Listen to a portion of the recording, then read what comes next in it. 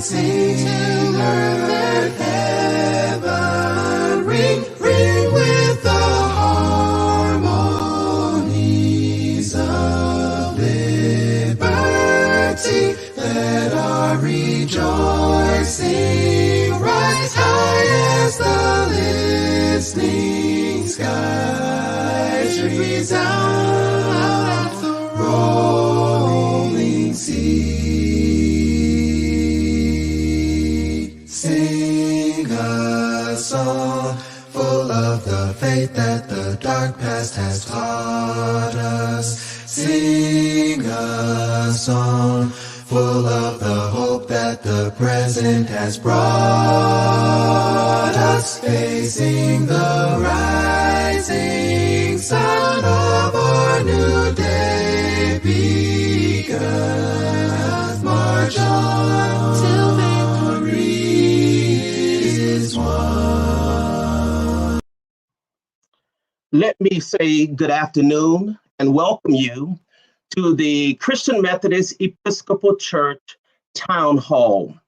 I am Skip Mason, pastor of the West Mitchell Street CME Church in Atlanta, and I am delighted to have been asked by Bishop James Walker, the chair of our CIT committee, to host and help to plan this important town hall today.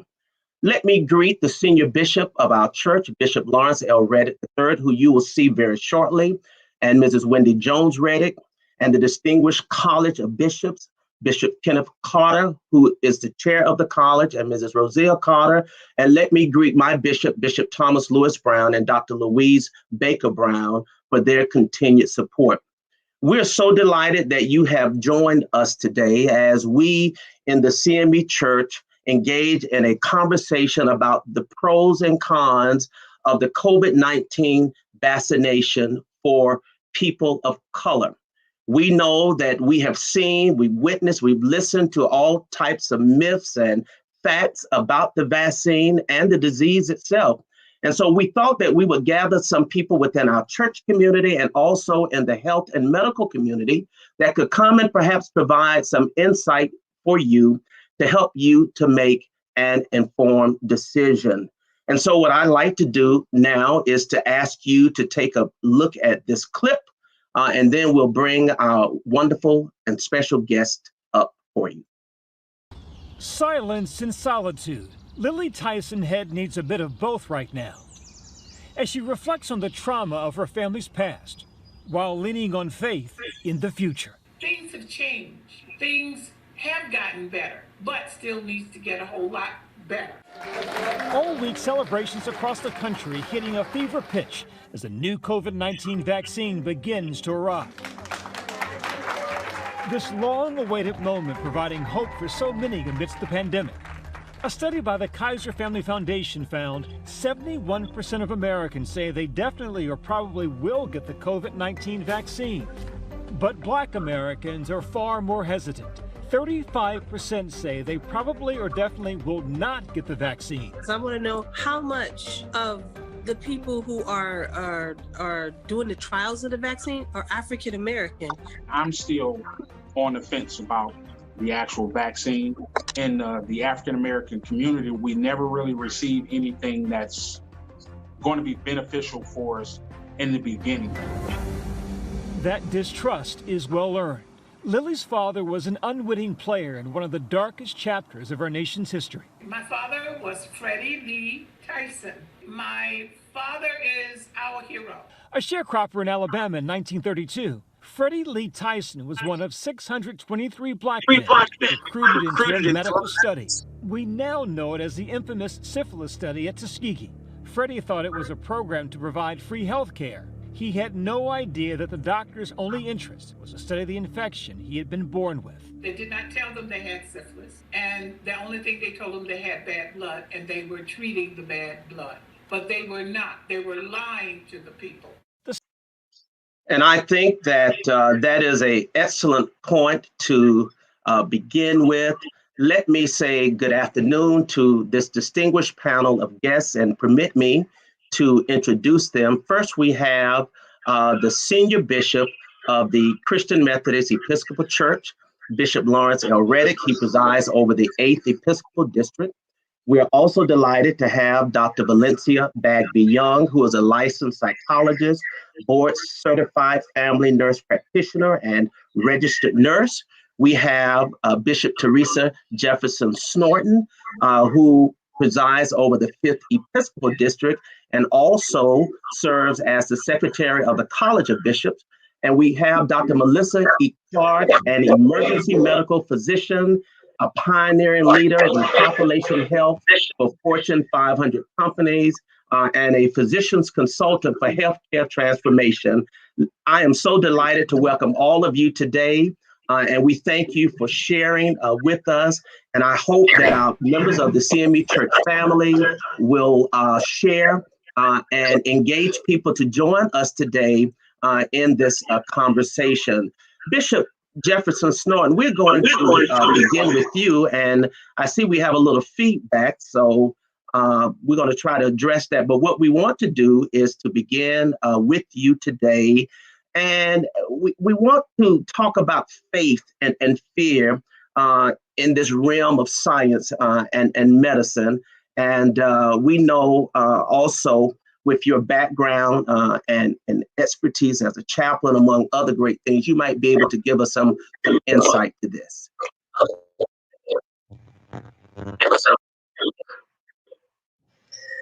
Thank you, Dr. Mason, for this opportunity, and to the other panelists, good afternoon, and to all of those that are listening. So as we think about faith and fear in the age of COVID-19, let me begin by addressing the concept of fear, particularly as it relates to the COVID-19 vaccination.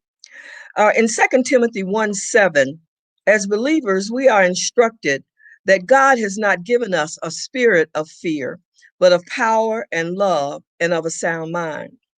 Paul had just reminded Timothy, need not fear the future, but rather draw on what was within him. He said, stir up the gifts. For God has not given us a spirit of fear, but of power and love and a sound mind. I believe this passage is relevant today because it is easy to give in to the fear of all the unknowns about COVID-19 and about the virus. But if we remember what is in us, we have what we need to figure out how to respond.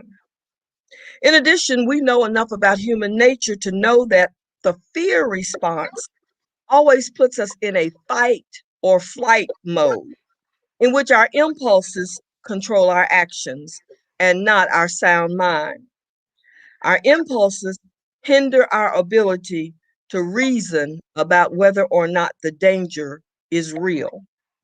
So in the age of COVID-19, I contend we should not be in fear, but we should draw on spiritual power and reasoning as our response. Reasoning has told us wear a mask, wash your hands, social distancing, because it can protect you to some degree from the virus. And so I would contend today that reasoning should also lead us to make an informed decision about taking the vaccination, not impulses, particularly when those impulses are based in historic fear, misinformation, and misunderstanding.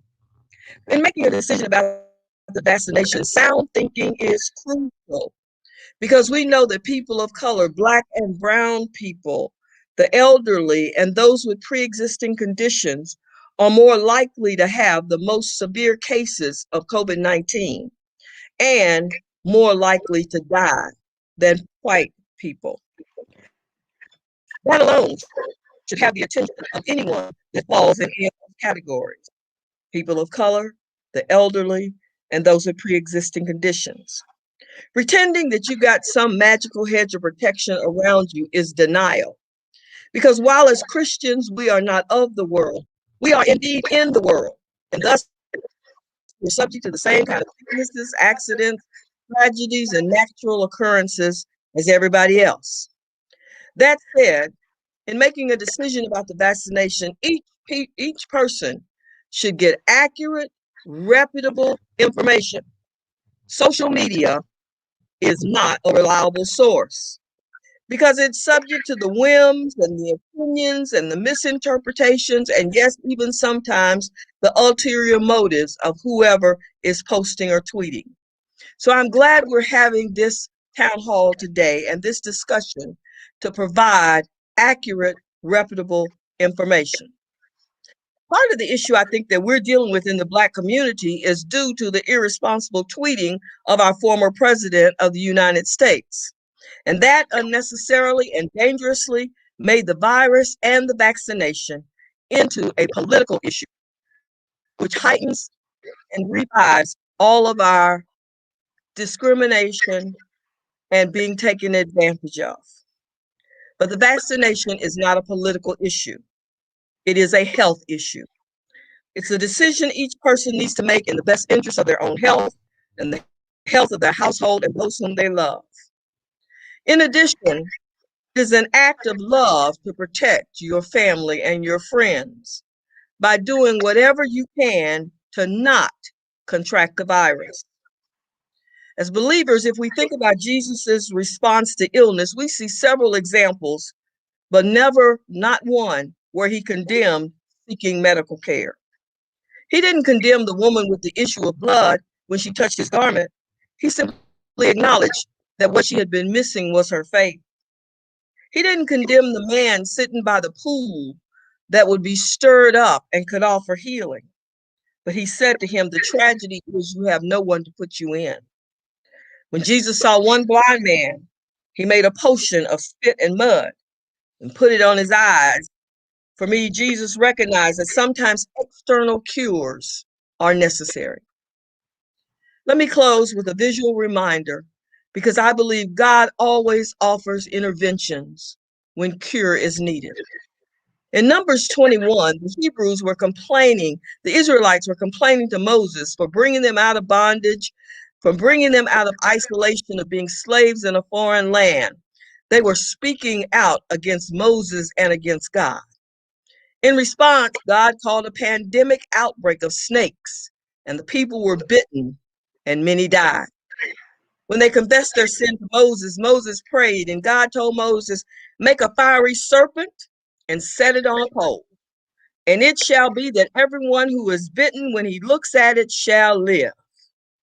And so Moses made a bronze serpent on a pole, set it before the people, and when they looked at it, they were healed. The image of the serpent entwined on a pole is a symbol used today for healthcare and medicine. Here are two examples. The Emergency Star of Life, the blue one you just saw, and the World Health Organization's logo. Both contain the historic memorial of how God offered healing. While the symbol and a similar one with two snakes are often quoted in Greek mythology, the biblical story is the oldest one with such a symbol of healing.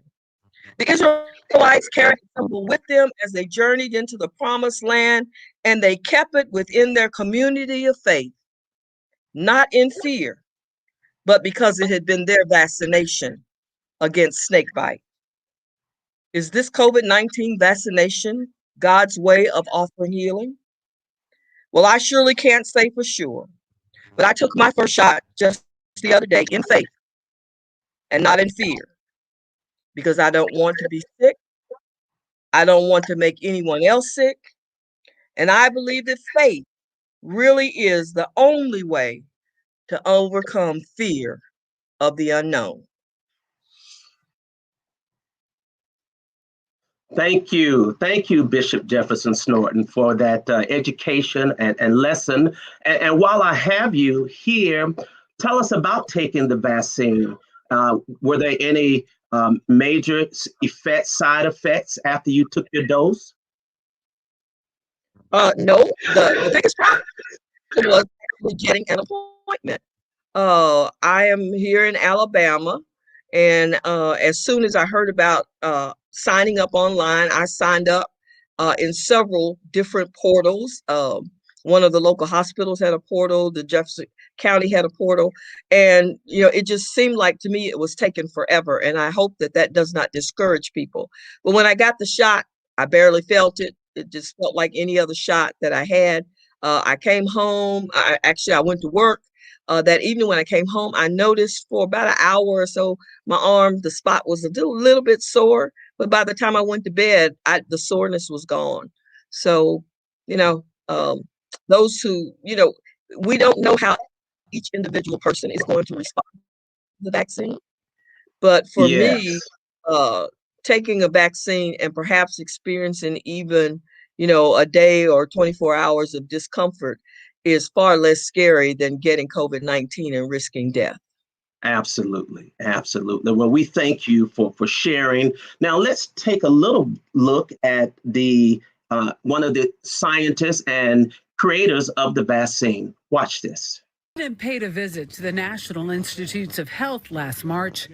The leads at the Vaccine Research Center explained their life-saving mission. Y-shaped proteins that will bind. The key to it, a 34-year-old doctor named Kizzmekia Corbett. I was just there telling the task force about the work that we've been doing. 2 weeks later, Dr. Corbett's team began the first stage of clinical trials. We have taken a lot of the knowledge that we have gained over the last 6 years and applied it to a fairly revolutionary vaccine platform in collaboration with Moderna. That vaccine rolled out within 10 months. The vaccine teaches the body how to fend off a virus because it teaches the body how to look for the virus. By basically just showing the body the spike protein of the virus, the body then says, oh, we've seen this protein before. Let's go fight against it. That's how it works. For a lot of people, seeing you as the person who is part of this process, there's a trust factor. To be honest, I didn't realize the level of impact that my visibility might have. I do my work because I love my work. Dr. Corbett's interest in science began at an early age, but one opportunity made a key difference. She attended the University of Maryland, Baltimore County as a Meyerhoff Scholar, an aggressive program that mentors minorities and women in science. Graduates include Surgeon General Jerome Adams. Was she someone who's going to make it all along? She was definitely going to make it in life. Dr. Freeman Rabowski has been president there for nearly 30 years. And so let us welcome my dear friend, Dr. Melissa Clarke, one of the brilliant minds in medicine and science.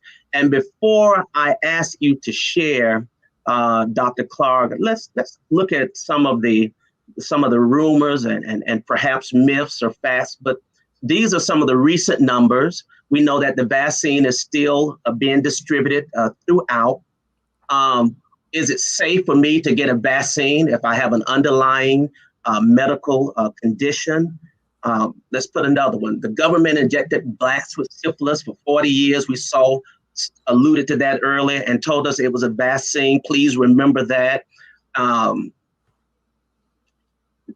If you have the autoimmune disease, will it increase the risk of reaction to COVID-19?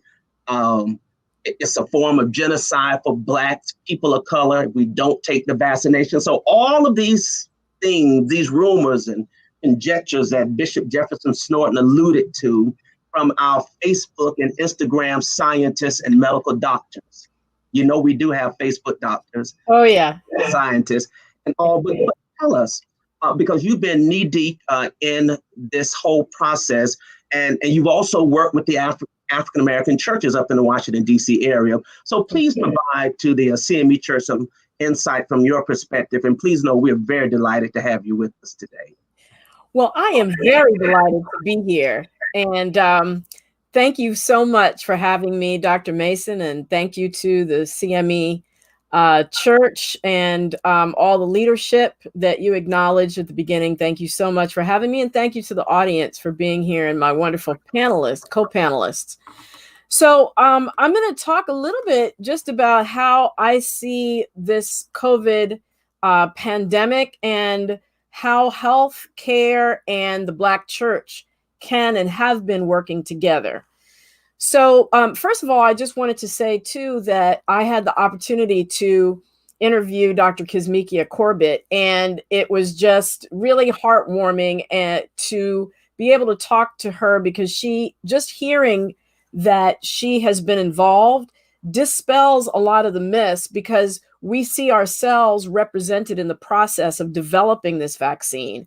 And in addition, there are scientists who work at the FDA who are African American, who've been on the approval committees who've represented our interests. And there are thousands of doctors who have looked at the evidence and read over the papers, just like myself. And as we talk to the public and our patients, we're able to dispel a lot of those myths and provide facts. But I want to talk out first, as I start to talk about the Black church's involvement. I just have to say that my mother is a retired professor of music at a HBCU. But after she retired, she graduated seminary to become a minister. And from an early age, she always taught us, my sister and brother, about Black history. As a matter of fact, when I was 4, I was writing Free Angela Davis letters. And then my dad was a pharmacist, and he, of course, gave me an appreciation for how important good health and access to healthcare is. So I am particularly honored to represent what they've taught me about health, about spirituality, and about social activism as I talk about how healthcare and the Black church are working together in this pandemic. So first, I want to start off by mentioning that history part, because if we don't talk about where we've been, we don't know where we're going. So as Black people in America, our existence, of course, you, the historian, know this, has been one long crisis after another. But the Black church has been there to help shepherd us through it at every turn, from the Underground Railroad, providing places for enslaved Africans to escape safely and providing them food along the way, to our civil rights organizations, providing a place for us to meet, to organize, meeting space, communications, resources, everything. And now here we are in a crisis, again, that is killing 70,000 Black people and counting. 41% of Black businesses have gone under, and countless people of all backgrounds, but Black people have lost jobs, are hungry, and are on the verge of homelessness. And so in all of this, I think the Black church, in partnership with healthcare organizations, is showing up and providing leadership in some unexpected ways and some expected ways. And it hasn't always been smooth. I mean, a few churches at the beginning continue to meet because it was hard to pivot to try to find an effective way to serve with the doors being closed. This caused some churches to be super spreaders. We saw one large congregation lose a lot of national membership. But I think the majority of churches have stepped up with the message that God is not in the building. He is in the body of worshipers. And no matter whether you're worshiping virtually or not, God is among you. And so they've continued to operate in that way. And they've actually expanded and reinvented their mission. And that's who I want to focus on. So we know COVID has been hitting our community because of 3 factors that the Black church has been able to step up and help us with. We know that we have higher exposure to COVID-19 due to economic reasons. 80% of Black and brown people are frontline workers. We oftentimes live in multi-generational households with less space, and so the virus spreads more easily. Another factor is we've gotten sicker from COVID due to underlying health conditions and our relationship to the medical system. So, we have higher rates of obesity, diabetes, heart disease, high blood pressure, kidney disease, lung disease, sickle cell, and autoimmune diseases, all of which put us at higher risk for COVID-19. And then when we have gone historically to seek healthcare, we sometimes experience racism from the very people who are supposed to be helping us. Our complaints get ignored. We are disrespected. We're talked down to. It results in misdiagnosis, disengaging from the healthcare system, and unnecessary deaths. And all of this is worsened by our lack of health insurance, oftentimes living in neighborhoods where we don't have easy access to healthy foods and to doctors. And then in the COVID-19 pandemic, it has manifested by living in testing deserts where it's hard to get tests, or PPE deserts where it's hard to get masks. And then finally, the third factor is the trust issue. We have been living under an administration previous to this administration that has given us mixed messages and outright lies about the pandemic has caused us to question the credibility of our federal health institutions like the CDC and the FDA and the NIH. And all that is undergirded by our historic mistrust from things like Tuskegee that you brought up earlier. So all that together, the economic issues, the healthcare issues, and the trust issues have been places where the Black church and the healthcare, partnering with healthcare institutions, have had to step into the breach.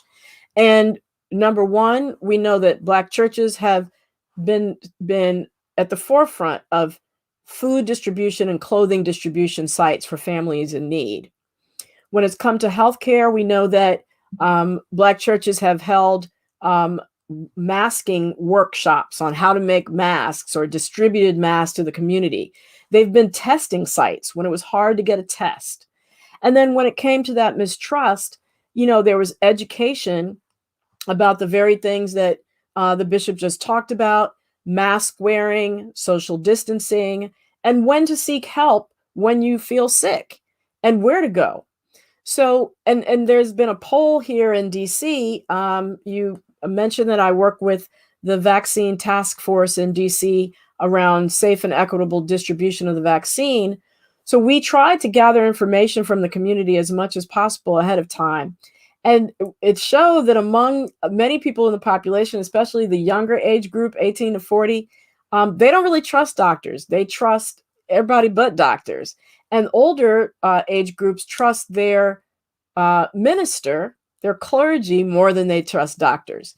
So it's important that when we're giving out information and messaging, that we partner with trusted messengers like clergy from the community to give those same messages. I work with a consortium here in DC called the Leadership Council for Healthy Communities. It's a consortium of over 70 churches, faith institutions actually, because there are mosques also involved. And we have stood up a very successful program where churches make calls through a virtual call center out to their congregants and members of the community and see, do they need help with understanding more about COVID, where to get testing, where to get vaccines. And then they find, are there social needs? Are there medical needs? And if there are unmet needs in those areas, they refer them to Howard University, the School of Social Work, and to the hospital, the Department of Family and Community Medicine. And they've been able to outreach to over 6,000 people. They've made over 1,500 referrals that have been successfully completed and ongoing. So now with the vaccines, we're seeing the same power plays that reinforce those same inequities that I talked about, rearing their ugly heads as white and more resourced people jump the line, going to Black and brown neighborhoods to edge out the very people who are dying at 3 times the rate of whites. So Black people were 13% of the population. We've only gotten 6% only 6% of those who have been vaccinated have been African American. And it's being justified by saying that Black people are hesitant to take the vaccine. But that's not true. Even in that video that you just cited, originally we started off at 60% hesitancy. We've dropped down to now to 30% hesitancy. So it was funny with the video you showed, it showed that the white community had 71% acceptance. That's actually 29%, or the general population, 29% hesitancy. So the fact that Black people have dropped to between 30 to 35, we're kind of right in there with the general population now.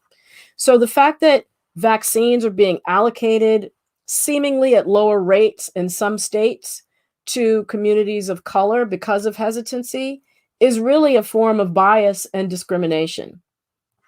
And so the consortiums that I am working with around the Black churches is they're stepping into the gap through an organization called the Black Coalition Against COVID-19, one that I also work with, and this 70 group of 70 faith institutions works with them as well, to meet at the highest levels of government in the Biden administration and with state governments to say, hey, We need to have vaccines allocated to these communities, just for these communities, just for people who live in these communities. And furthermore, we as Black churches that are not using our four walls for traditional services, we've been using them for food distribution and testing. We will also step up and use them for vaccinations. And so we're seeing that happening. That's happening right here in Washington, D.C., and it's wildly successful. The community really appreciates it. In addition, there's also food distribution and also education activities going on at the same time to try to dispel those exact same myths around vaccination that you just outlined. We know that the vaccines are effective for African Americans, even those who have underlying health concerns. We know they're safe overall. There have been minimal number of severe side effects. We do know the effects of the chills and feeling feverish and achy that can happen, especially after the second shot for a day or two. We know the sore arm that again can last for 2 to 3 days. But severe side effects, very, very few and far between. For example, allergic reactions happen about 11 per million vaccines given. And then as far as waiting to see if side effects happen, we know that most side effects from vaccines happen in the first 2 months. We are way beyond that period, and we've crossed the threshold of 50 million vaccinations given now. And then the last way that I have to say, in terms of the ways that the Black church can work with the healthcare community, is COVID has caused unbelievable amount of mental health issues: anxiety, depression, domestic violence, alcohol, substance abuse, and even suicide. This disease leaves leaves people who've had it with survivor's guilt and with post-traumatic stress disorder. I do a Facebook Live show every Monday night, and my next episode, not tomorrow night, but the week after, is going to be about that particular issue. And it also affects our nervous system, giving us things like brain fog and forgetfulness. So there will and will continue to be a huge need for the resiliency that the faith community can bring in helping people to navigate these issues by partnering with mental health professionals and really providing our communities with sustained support that is needed in the area of mental health.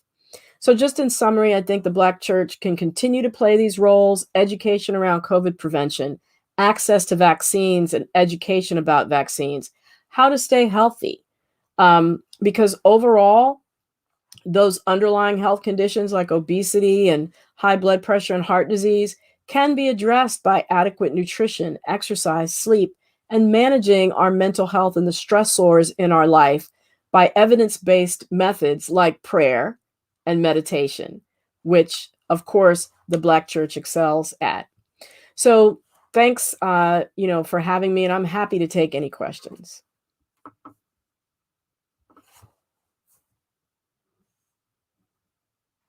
Thank you so much, Dr. Clarke. We appreciate the information you've shared. I want to share a personal testimony from a beloved member, the hardworking Dr. Teresa Duhart, who just recently lost her beloved sister. She says the coronavirus is real and we must take it seriously. I lost my beloved sister to COVID-19 pneumonia. We must do what we can, which includes wearing masks, social distancing, educating ourselves, and protecting ourselves and others. I will take my first vaccine this Saturday and encourage my loved ones to do that. We all know Dr. Duhart in our church. She is our technology guru. She manages the wonderful website and others. And then we shared and mourned with her in the passing of her sister. And so we appreciate the information, because what we want to accomplish today is for people to be informed and to make your own decision based on faith, but also based on the medicine and the science as well. And so you have given us that information. We're going to bring you back up shortly. And I think this is a good segue now to hear just a little from Dr. Jayne Morgan. We take a look at the COVID vaccine distribution within our medical facilities, and we look at the people who are coming first, our frontline healthcare workers, nurses, and physicians, many of whom will be from the African American community, we cannot afford to have them opt out of this COVID vaccine because of fear. We cannot have them afford to take a step back, not because we don't care about them. The reason we can't afford it is because they are a part of our ecosystem. And for us to be successful, we need to be able to achieve herd immunity within our ecosystem of the hospitals. And so we can't afford to have entire populations of people say, thanks, but no thanks. We all have to be able to step forward and move this message forward, reach out to people who have fear, who have reticence. I mean, it's more than vaccine hesitancy. I actually am almost amused when I hear that, vaccine hesitancy. It's a very nice term that maybe we can use in 10 years. That completely does not encompass what the Black person thinks when they think about vaccines and clinical trials. We're so delighted to have with us today Dr. Valencia Bagby-Young. And Dr. Valencia, Dr. Young, we've asked you to talk about the psychological and emotional impact and to share with us from your lens and from your working the impact of what this virus and the vaccine has done. Delighted to have you with us today. Thank you, Dr. Mason. Thank you for this wonderful opportunity to acknowledge the emotional impact of the history of African Americans or Black people in our healthcare system, and to just share a realistic perspective on the COVID-19 vaccine. It is no coincidence or mistake that we are delivering this message about the COVID-19 vaccine on February 28th, the last day of Black History Month. Historically, there is justification for concerns with healthcare for African Americans or Black people and other groups who represent vulnerable populations in the United States of America. And yes, I said the United States of America because sometimes that is a hard pill for us to swallow. Fear and mistrust of the medical community by Black people can be attributed to a history of medical professionals and researchers relying on us as patients for various experiments, treatments, and procedures. You have seen the video clips and heard the Bishop and Dr. Clarke and Dr. Mason speak about the Tuskegee study on syphilis and the 600 Black men who were infected and affected and left untreated. And there's another well-known historical case regarding Henrietta Lacks. She was diagnosed with cervical cancer, and upon her death, samples of her cancerous cells were taken, and they were later utilized in research. Neither Henrietta nor her family members were aware of or consented to the use of her tissues for medical research. So these are just two examples of the many incidents in which Black people and other people of color were taken advantage of by the medical community. Unfortunately, there are still disparities in healthcare for Black people and other people of color.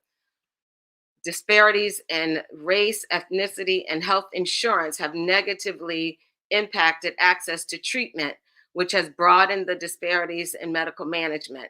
However, this is not the case with the COVID-19 vaccines. The COVID-19 virus has infected thousands of people of all ethnicities, genders, socioeconomic status, you name it. It has touched everyone, every community worldwide, okay? So the fact that the outcome, it is a fact that the outcome for Black people in general has been much worse than other racial and ethnic groups. And undoubtedly, this is intertwined with some of the disparities in healthcare and the mistrust. Some of the reasons that were identified as us being vulnerable during this current pandemic are related to poverty, segregation secondary to social injustices, racial discrimination, chronic diseases, and social clustering in terms of community housing. So apartments or affordable housing in which people are living in close quarters, and then generations of family members living together in the same home. That is our parents, grandparents, children, grandchildren, and other relatives or friends living together. This is not unique to Black people. However, it is relevant in identifying Black people as a vulnerable population disproportionately impacted by the COVID-19 related deaths, and us experiencing worldwide and within our own community the emotional impact and fallout. And we've heard Dr. Clarke share some of that, some of the emotional fallout that we are experiencing. All of this history and the current disparities are taking and have taken an emotional and financial toll on all of us. But this is what you need to understand. If you prayed about this pandemic, the deaths, the people who are still dying, the healthcare providers, grocery store, department store workers, and everyone else who is essential and has been essential throughout this pandemic, if you have prayed for them, about them, and for healing for all of us, then what we need to understand is that this vaccination may be the realization that God heard you, that He has answered your prayers. Black people were not asked to be the first to receive this vaccine. Healthcare providers, frontline workers, they were first, frontline healthcare workers. And I will say that in the past, when we were used for experiments, we were first. We didn't have a choice. We weren't given a choice. We were put out there up front. And that has created some emotional negativity, some fear, some uncertainty. But understand, this is not the same thing. Black people were included in the studies and the research. People with chronic conditions, they were included in this research from which these vaccines were developed. Now, understand this. Black people, we were not asked to be first, but we are being offered the opportunity to receive this vaccine. And you may not trust the scientists, the biologists, the healthcare professionals, or the politicians who were involved in creating, administering, and encouraging the COVID-19 vaccine. However, I speak for myself when I say I trust God, and those of us who have been prayerful and faithful need to step out on faith and start believing God and taking Him at His word. The COVID-19 vaccine is by no means a cure. It is not a cure. It is not 100% effective. But in the absence of the vaccine, we do know that the COVID-19 virus is still killing people. And it's killing people by the thousands, and Black people are dying at a much higher rate. And for those who survive this virus, some of them are left with long-term chronic conditions that they will never be the same again, or we are left with the emotional impact of losing people and not having the opportunity to tell somebody that you love them one more time, or to be there for them, or to hold their hand, or to even be with them in the hospital.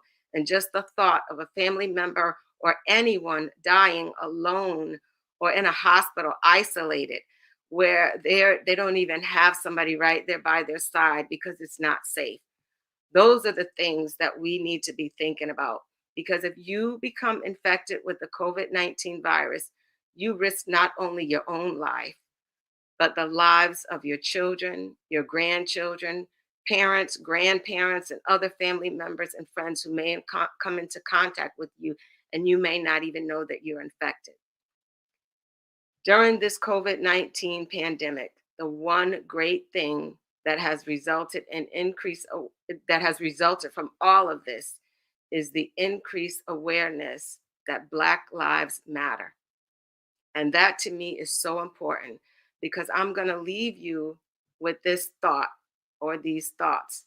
If you've been marching or speaking or supporting Black lives in any manner whatsoever, if you truly believe that Black lives matter, then I encourage you to take a look in the mirror and tell yourself that your Black life matters too. There are many times in life in which we do not have a choice. This is not one of them. So choose wisely. Do not make your decision based on fear, but make a faith-based decision with the knowledge of the facts that are available to you and at your disposal. Thank you. Thank you. Thank you. Oh, wow. Thank you so much, Dr. Bagby. We appreciate you very much. And you really spoke some real truth to that. And I know people are listening and watching. I'm reading some of the comments that are coming in, and we'll bring you back shortly. What we want to do now is to shift for a moment and look at our church. As you can see, I shared with you the update of our bishops with regards to the COVID vaccine and our College of Bishops as well. And you can see that some are scheduled, some have taken their first dose, and many have taken the final doses as well. What we also want to do is to share. Let me share this video that Sister Ira Benson sent. Vaccine shot. Wait a minute. Start again. This is my second vaccine shot. I thank God I had no side effects from the first one, and I still praise God, from whom all blessings flow. Are you ready? Yes, yes. Okay. 1, 2, 3. Yep. Blow the birthday candles. Yeah. All right. All done. Okay. And so throughout our beloved Zion, many people have taken the vaccine. We have some images that I want to share before I bring our senior bishop up of some of our presiding elders. I think this is presiding elder Wayne Williams. And we have, I think that's Jacqueline Carter Henry, Brother Carter and Augusta, the president of Miles College, Dr. Bobby Knight, and Jacqueline Carter Henry. We have Dr. McDuffie. Bishop Brown is has his sticker on as well. So many of our CMEs have taken the shot, and many of you are in the chat room and sharing your comments about taking it. But today, the face of the vaccine is our own beloved senior bishop, and I have a photograph of him taking his shot. And so we have asked Senior Bishop Reddick to come and to share with the denomination and our guests who are watching as we tackle this moment and season that we're in. We're delighted to have Senior Bishop Reddick with us. And then after he finishes, we'll bring everyone back up, see if there are any questions. And I know that Bishop Jefferson-Snorton has a couple of closing remarks that she would like to share as well. Welcome, Bishop Reddick. Would you unmute yourself, please? Thank you very much. I muted because I didn't want to cause feedback. Okay. But I appreciate you inviting me to be a part of this today. And I want to thank you for the panelists. I appreciate being with Dr. Clarke and Dr. Bagby Young and Bishop Jefferson-Snorton. I'm a little bit different. I grew up in an atmosphere where science and medicine were appreciated. And I grew up during the era of segregated schools, and our Black nurse, Nurse Dent, went to every school in the county to help give vaccinations. So we had vaccinations for typhoid fever every year, and often had vaccinations for polio. So we learned to appreciate what science and medicine was giving to us. And it was really only as a young adult that I learned about the Tuskegee experiment. So we had a different mindset about vaccinations. They've been very important to me. And yes, I took both vaccinations now. I had the first one January 16 and the second one February 6. And I know the difficulty of trying to get the vaccination. I was searching and searching, and I was on lists, yes, but I ended up getting it because in one of our churches, Christian Chapel, Temple of Faith, where Dr. Venice Burns is pastor, I got the flyer that other senior members of the church got, saying that here is a hospital that has 2 days of walk-ins for vaccinations. And I was dressed in my collar because it was a day that I was on my way to a 1 o'clock graveside service. But they offered vaccinations from 5 a.m., they said, to 9 p.m. And I got there in the line at 5:15 a.m. and there were already at least 900 people because they closed the line off soon after me because they were only going to do 1,200 a day. I could not get it that morning, but they gave me a card to come back that evening. And I got my vaccination that evening, though they said it would be about 5 to 7. I got it at 9:20 and I was very glad to get it. I would wish that we would take vaccinations very seriously. Those of you who know me know that I have done and I still do international travel related to missions. I never do international travel without asking the health department what vaccinations I need, because they know more than I know. And so I go there and I get those vaccinations because it's the safe and responsible thing to do. I agree with what Dr. Clarke brought to us, that we need more vaccinations in our own communities. And I would wish that in our communities, we would open up our doors to vaccinations to come into our churches. I must say, however, that the politics of the past administration is still with us to some degree. And some of it is in the way that the governors of certain states are rolling out the vaccinations with us as well. I do know in my own county that our health department had targeted areas of Black and brown persons to get the vaccinations in their own communities, and the governor overturned it. The governor said, if you're not going to give it to everybody equally, suddenly everybody is equal. If you're not going to give it to everybody equally, we will not give you any vaccinations at all. So we're working with a system where systemic racism still exists. We would, as soon as we could, take the vaccination. I would also say this, though, that we need, aside from the vaccination, to continue to social distance. I don't know. I've got people now who say back to me, you say we're not taking this seriously. And I do say that. I go to graveside services and funerals, and I need to say to us, we're not taking this seriously. We get together as if nothing is happening. And I don't understand it. I will go to that graveside service, but anybody who knows me knows I'm not going to linger very long, because this is a time for social distancing and taking care of ourselves and each other. So I think we began in the right place today, as Bishop Jefferson-Snorton led us to, God has not given us the spirit of fear, but of love, of power, and of love, and of a sound mind. And it is an expression of love and respect for ourselves and for others if we vaccinate as soon as we can, and if we social distance and continue to keep washing our hands. And thank you for this opportunity to speak. Thank you. Thank you so much, Bishop. And we appreciate you sharing with us today. Let me bring our panelists back up. We do have a question that I'd like to share. And whoever can answer it, please do. Just a second. See if I can find it. So Nicadia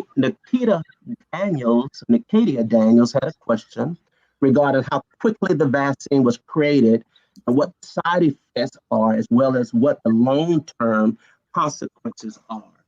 Can anyone tackle that question? Sure, Ms. Daniels. Great question. I touched a little bit on it in my remarks, but I'd be happy to expand. So actually in that video that Dr. Mason played with Dr. Corbett, Dr. Kizzmekia Corbett, she talked about the fact that this platform, the way that the vaccine is delivered into the body, they had been working on it. She had been working on it for 6 years. In general, it has been around for 10 years. And all they did was sort of repurpose all the work they had been doing and focused it on developing a vaccine for the coronavirus. And the reason it happened so quickly was because they had already done all the work. All they had to do was get the genetic material of the coronavirus and put it into a fat droplet and then put it into the body. Now, it's really important to understand that when you are exposed to the genetic material of a virus, we're constantly exposed to that. When you get a common cold or the flu or any kind of viral infection, you're exposed to the virus's messenger RNA, which is the exact same messenger RNA that they use in the vaccine. The only difference is it's a very tiny part of the total amount of genetic material that the virus has. It's only for the spike protein, so that your body can recognize a spike protein when your own body starts to make it due to the vaccination. So the side effects mean that the body recognizes, or the body, because it's responding to the vaccine, has the chills and the aches and the fevers and the swollen arm. All that shows that the vaccine, that your body is responding to the vaccine as expected. And as far as long-term side effects, again, most side effects happen within the first 2 months of vaccination for all the vaccines that we've been exposed to. And so what we've seen, we've been exposed to it more than 2 months. What we've seen is the serious side effects just are very, very few and far between, including those allergic reactions, severe allergic reactions, 11 per million doses of the vaccine given. Dr. Mason, may I add? Yes. In my case, the only side effects I had were perhaps a drowsy day or two after the first vaccine, but I had no other side effects, and the needle wasn't even hurting me. I should mention that I've had both doses. I took the Moderna vaccine. The first dose, uneventful. I had a sore arm. The second dose, also a sore arm, but I was down for about a day and a half with achiness and chills and the like. And it's more common if you're under 55 to have those symptoms than if you're over 55. We have a comment, and let me put my readers on, from Sheila Perry Reveron. I'm not sure why I'm crying, but God knows. I'm just grateful to hear Dr. Young speak. Her words hit me. I will proceed accordingly. I trust God. And so we thank you. My prayer was, and as I talked to Bishop Walker, and let me just stop for just a minute. Thank Bishop James Walker, whose idea this was to do this town hall meeting. And I so appreciate him including me as a part of this, and always the great work of Dr. Duhart. But my prayer was that somebody's mind might be changed today, at least one person, if not more. And we're looking at these great comments.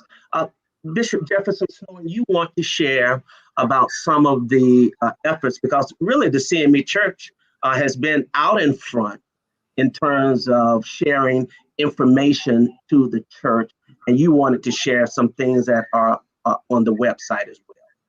Yes, basically, thank you, Dr. Mason. I really want to share 3 things. First, I need to give a shout out to Miles College and our president, Dr. Bobby Knight.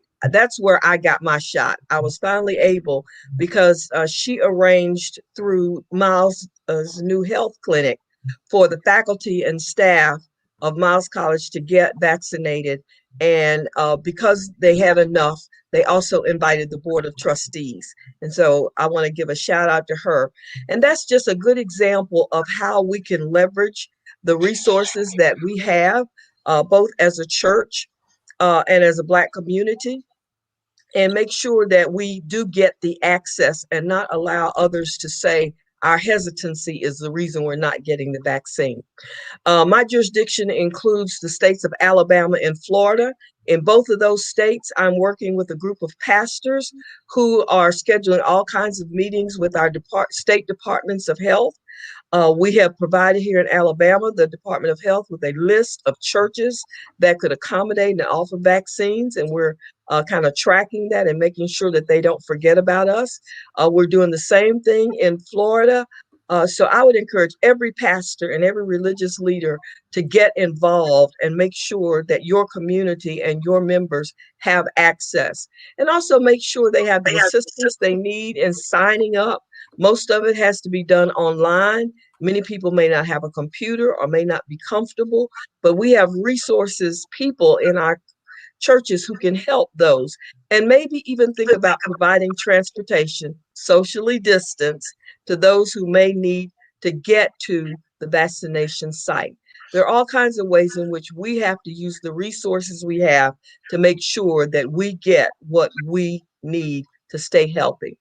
For those of you who want more information, we will post a link on the CME Church's website to this recording, and there are a number of other resources on the home page. If you scroll down to the bottom of the CMEchurch.org, you'll see this COVID-19 information.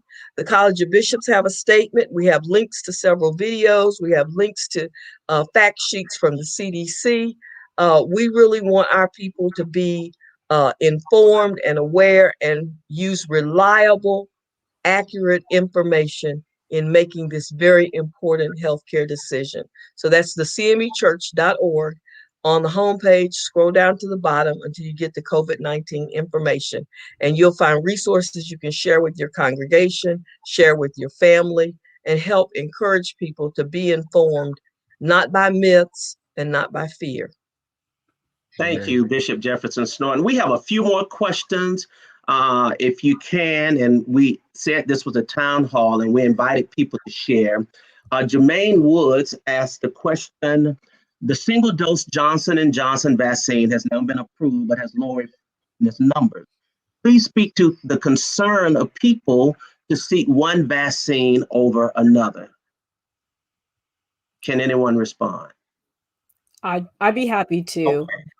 So, yes, that's on the face of it seems very concerning, but it's not. We have to remember that the Johnson & Johnson vaccine was tested in a much different environment than the Pfizer and the Moderna. So it was fighting a much stronger opponent, if you will, because it got tested sort of at the height of the global pandemic. So more people were getting sick with COVID-19. And so there was more chance that you would get exposed to it. And it was tested against those South African variants and the Brazilian variant, which we know are strains of the virus that are more infectious. So therefore, when we hear that it's 74% effective, or 72% effective in the United States, 66% effective worldwide, compared to 94%, yeah, that sounds very troubling. But one thing we need to know again is that we know that it's effective against those variants. We don't necessarily know head to head that the Pfizer and the Moderna had the same test.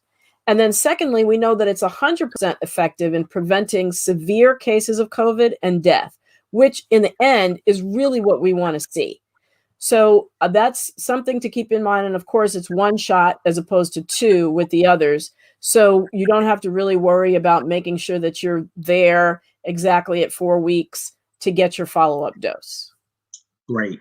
Thank you. We have another question. Someone, let me see, I think Ms. Daniels again asked a question. How could they have been working on something that they were not aware of until 2018?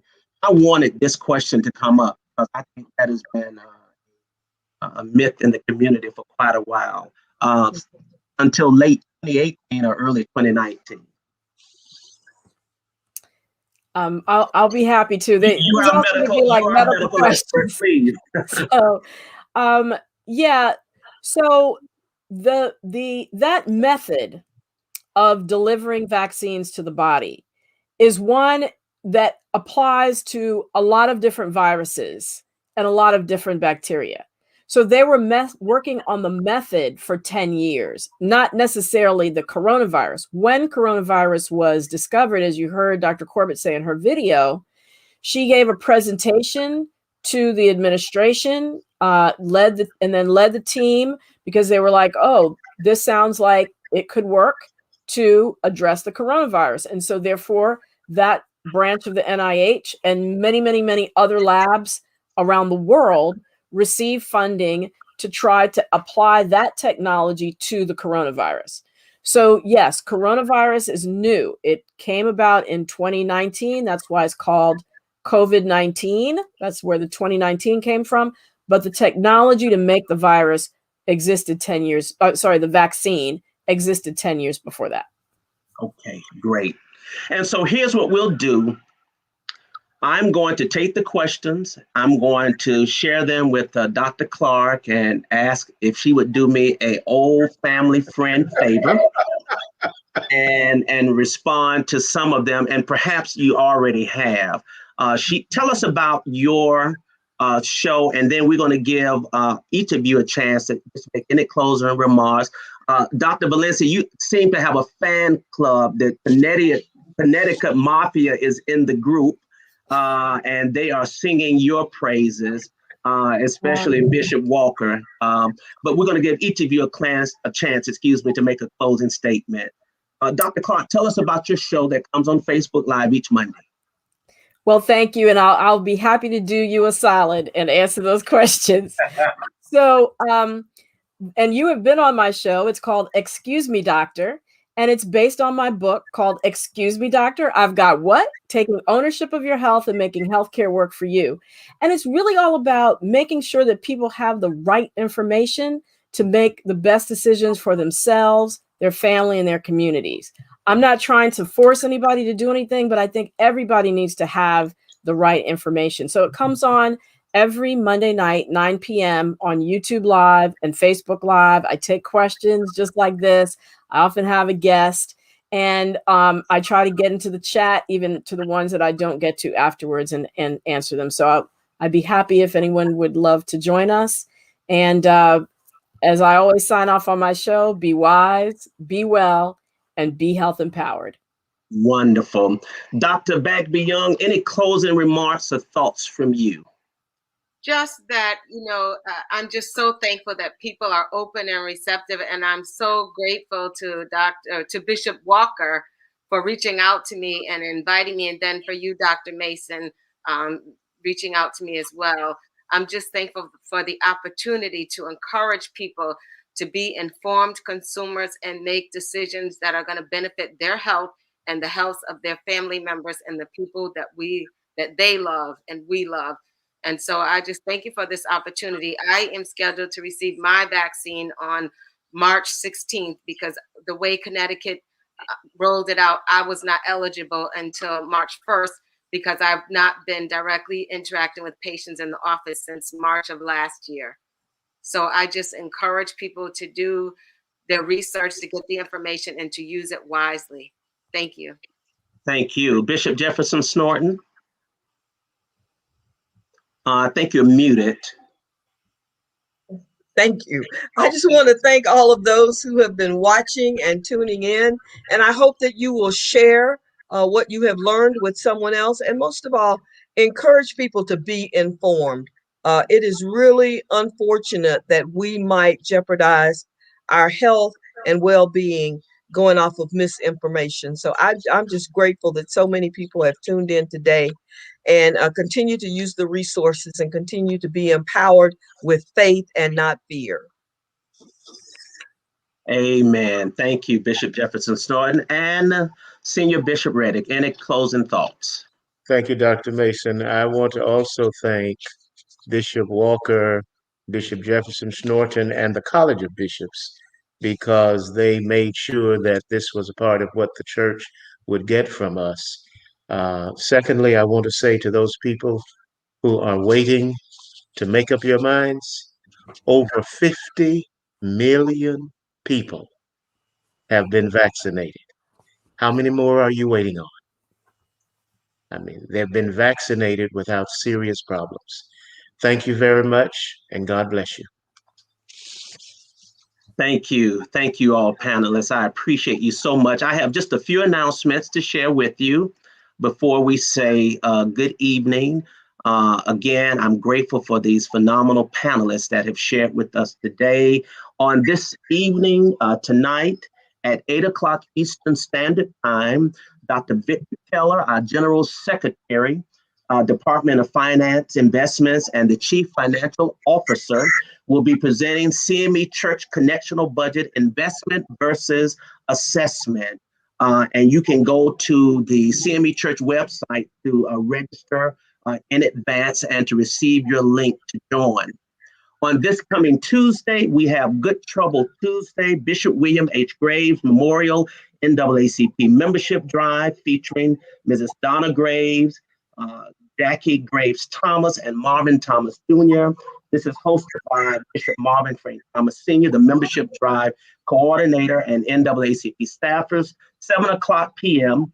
On Facebook Live. Again, you can go to our website to receive that information. I'm excited that during the month of March, as we celebrate Women's History Month, I have some wonderful guests who will be appearing as we celebrate the women in the CME Church who have made some phenomenal contributions. Some you know, and some you may not know. On next Sunday, we will have the church members and family of one of the world's greatest voices, Nina Simone.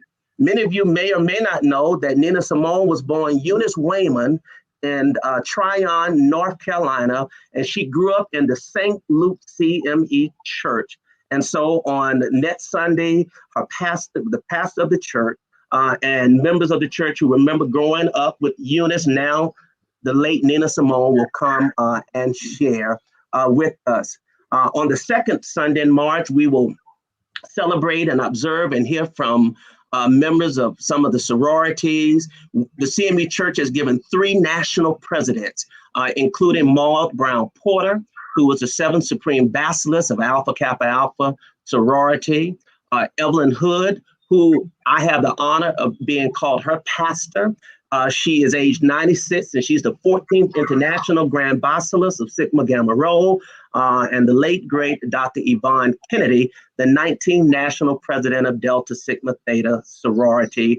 And we'll have family and friends sharing memories of and experiences of these great women who are part of the CME Church. And then on the third Sunday, we will spend some time talking about the amazing and the remarkable Amanda America Dixon from Sparta, Georgia, who was a CME and at one time was the wealthiest African-American woman in the country. But you'll have to tune in, for those of you who don't know, how she gained her wealth and how she fought to keep her wealth as well. I am always grateful for your tuning in. And again, thank you to Bishop Walker. Thank you, Senior Bishop, Bishop Jefferson-Snorton, our guest, the College of Bishops, Bishop Carter, the chair, Bishop Thomas Lewis Brown, my bishop, and Dr. Teresa Duhart for your tremendous support and encouragement of the work that we're trying to do through conversations. And now we will close out with another version of Lift Every Voice and Sing by Kirk Franklin. And remember, just because tomorrow is March 1st does not mean that Black History Month ends. I want you and remind you, as I told my members today, that every day you continue to drape yourself in Blackness and march on till victory is won. This is Skip Mason. Have a great afternoon and evening.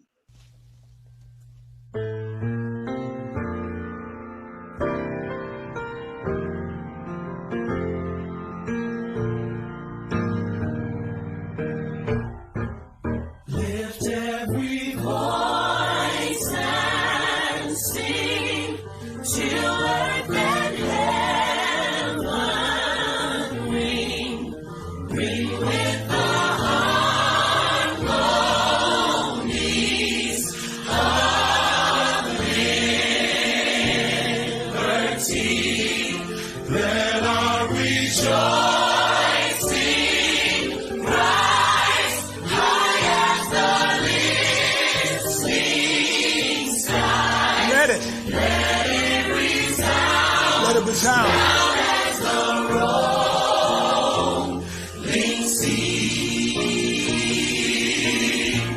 like this part right here. Come on. Sing a song full of the faith that the dark past has taught us. Sing a song full of the hope that the present has brought us. Facing the rising star of a new day begun. Let us march on. Let us march on. Till victory is won. Now we add a little something to it. Just to encourage you. We're going to take you to church right now. Let's go. We'll keep marching right until the victory is won. To all my brothers out there. Hold your head up, brother, till the victory is won. To all my sisters in the struggle. Keep believing, sister, till the victory is won. Till that day. Till that